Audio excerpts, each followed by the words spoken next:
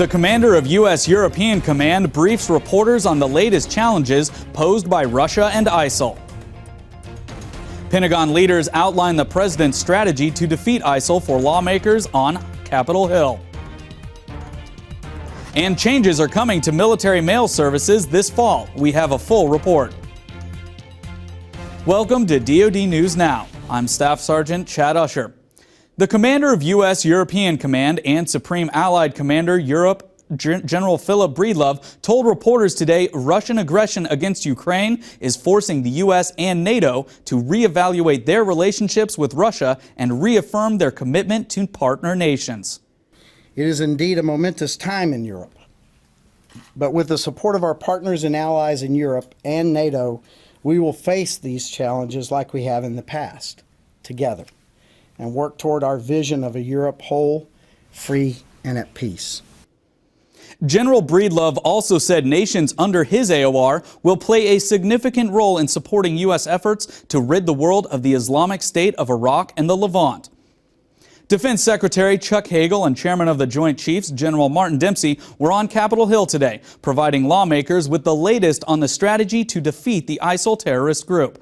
Secretary Hagel said President Obama's plan to defeat ISIL includes a broader air campaign, further support for local security forces, continued humanitarian assistance, as well as protecting the homeland.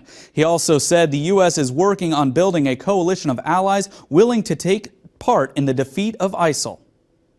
Key allies such as the United Kingdom, France, and Australia are already contributing military support, and other partners have begun to make specific offers. At next week's UN General Assembly, we expect that additional nations will begin making commitments across the spectrum of capabilities. Chairman Dempsey said the U.S. will also put pressure on ISIL safe havens in Syria. With coalition partners and contributions, we will begin building a force of vetted, trained, moderate Syrians to take on ISIL in Syria. We will work to ensure that they have a Syrian chain of command and report to a moderate political authority. This force will work initially at the local and community level and help pull together Syrians who have most felt the harsh hand of ISIL. In conjunction with that long-term effort, we will be prepared to strike ISIL targets in Syria that degrade ISIL's capabilities. Both Secretary Hagel and Chairman Dempsey said the ultimate defeat of ISIL will be a long-term effort, requiring partnerships with U.S. allies and support from Congress. Meanwhile, President Obama met this morning with former ISAF Commander General John Allen at the White House. General Allen has been designated to serve as Special Presidential Envoy for the Global Coalition to counter ISIL.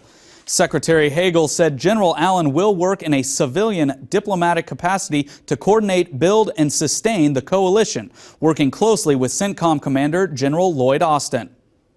Service members and their families across the U.S. and overseas will see faster mail delivery services after PCSing, beginning this fall when overseas military addresses are added to the U.S. Postal Service National Address Database.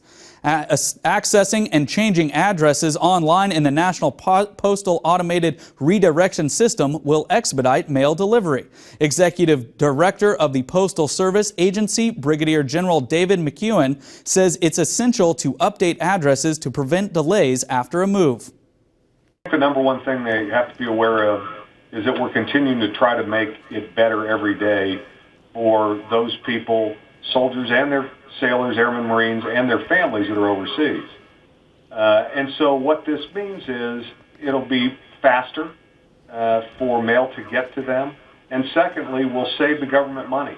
We spend an awful lot of money redirecting mail when there's no reason to with this new system. The online postal system will only support the redirection of first-class military mail.